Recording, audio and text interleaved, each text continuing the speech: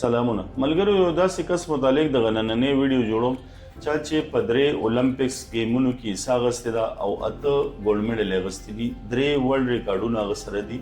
او د چا سپیډ چې دومره سیوا دی چې یو های سپیډ ډیفینیشن کیمرا هم دغه سپیډ نشي رانیوي هغه درې ځل ورلد چیمپیون جوړ شوی دی او دې سره سره هغه په 100 میټر ریس کې په 9.58 سکند کې هغه 100 میټر ریس ګټلې دی چې هغه په 2008 کې په بیجینګ کې کوم ورلد کپ شو هغه ګټلې او دا د یو های سپیډ ورلد ریکارډ دی چې تر نن تاریخ پورې دغه ریکارډ چا نه دی جوړ کړی بالکل ملګرو زمانن نه ټاپک دی یوسین بولټ څوک دی د یوسین بولټ متعلق سره نن ډیر معلوماتي انفارمیشن شاملو ما سره اوسه د یوسین بولټ د کلی د یو دکاندار د وینا تر مخه دغه دا وینا وا یوسین بولټ انتهایی غریب انسانو اکثر به ایمان سبزی هم په قرض وړه خو د دې باوجود هغه اته ځلې ګولډ میډل وړی دی نو د دې نه دا ثابت شوه چې غریبي یا داسې نور مسایل وغیره اکثر مونږ کوي خو که د دې باوجود هم انسان کې څه ټیلنټ وي هغه د دې هر څه باوجود خپل کامیابۍ ته رسیدي شي او دغه چې کومې د غربت دغه لارې دي یا داسې نورې خبرې دي نو دا د انسان په لار کې هیڅ قسمه رکاوټ نشي جوړېدی خو شرط دا دی چې مهنت پکې شامل دی بغیر مهنت نه یو کار هم نشي کېدی یوسین بولټ دا محاوره ډیره زیاته مشهور ده وایي چې یوسین بولټ وایي چې کچره تاسو په ژوند کې کامیابي غواړئ نو تاسو یو غټ مقام ته رسیدل غواړئ نو هغې سره سره که تاسو په ژوند کې وړې ناکامۍ یعنې شکستونه راشي نو هغه به تاسو اګنور کوئ هغې نه پس به تاسو مخکې تللی شئ که چېرې تاسو په زړه کې دا ووایئ چې یاره ماته خو ناکامي وشوه یا زه ناکام شوم نو هغې نه پس بیا تاسو کامیابي چې کوم ده نو هغه تاسو نشئ لیدی ولې چې تاسو په وړه خبره باندې تاسو زړه بایلل نه دي پکار تاسو به دغه وړه ناکامي چې ده یو غټې کامیابۍ طرف ته بوځي او د خپلې وړې ناکامونه به تاسو صبر کوئ په 2004 کې کله چې یوسین بولټ په اولمپکس گیم کې د خپو د درد د وجې نه د اولمپکس گیم نه راوویستو یعنې کې د ورلډ کپ نه دی بهر شو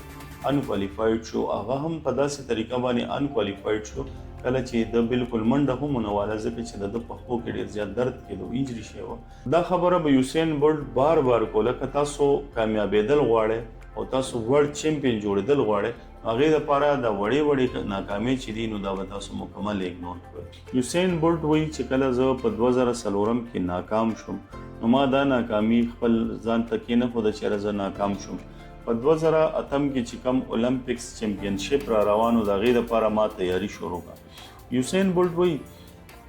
چې زه به هر څومره ستړی شم خو ما به بیا هم خپل پریکټس جاري ساتو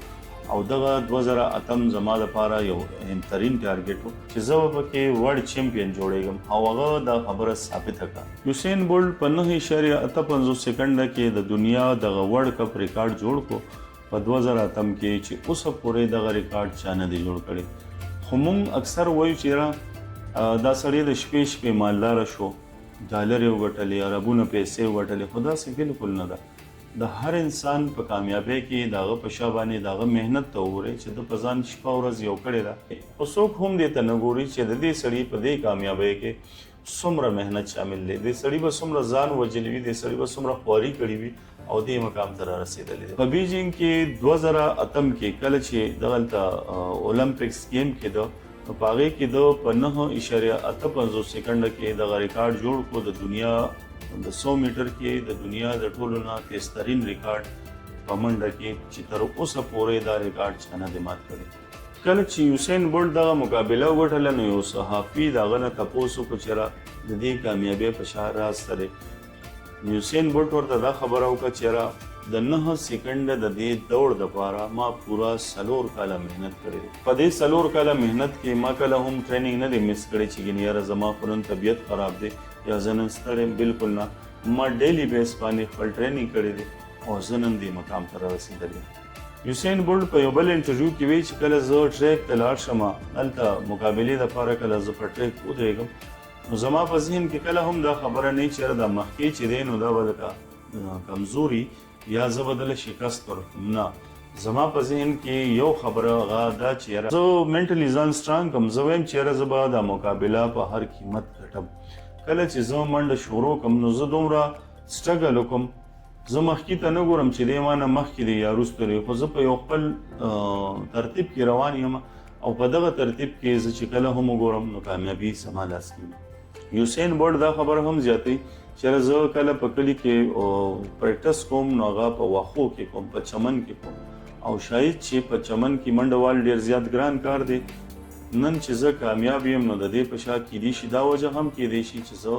په چمن کې دغه ورزش کوم او زه چې نن په 2008 کې ورلد چیمپیون جوړ شوم نو د هغې په شا دغه وجه هم کیدی شي. یوسین بولټ یو ډیره مشهوره محاوره هغه دا هغه وایي چې یاره کله زه په ټریک باندې ولاړ یم نو بالکل یوازې یم،